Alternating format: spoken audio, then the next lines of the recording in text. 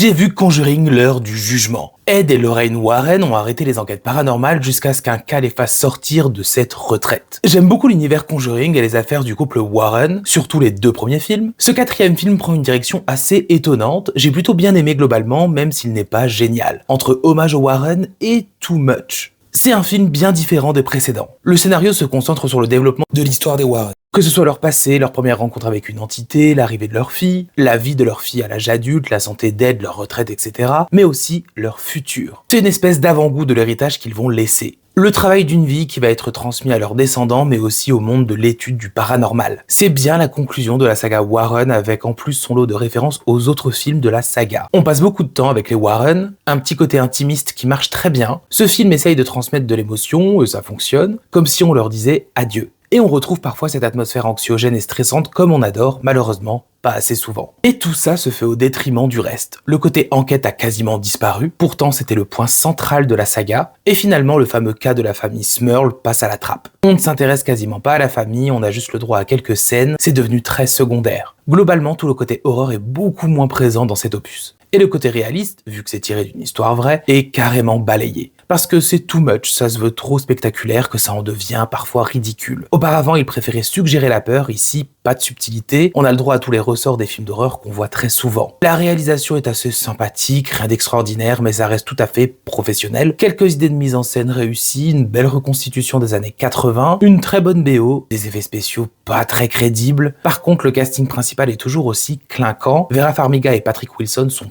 parfaits dans leur rôle, Mia Tomlinson un peu plus moyenne.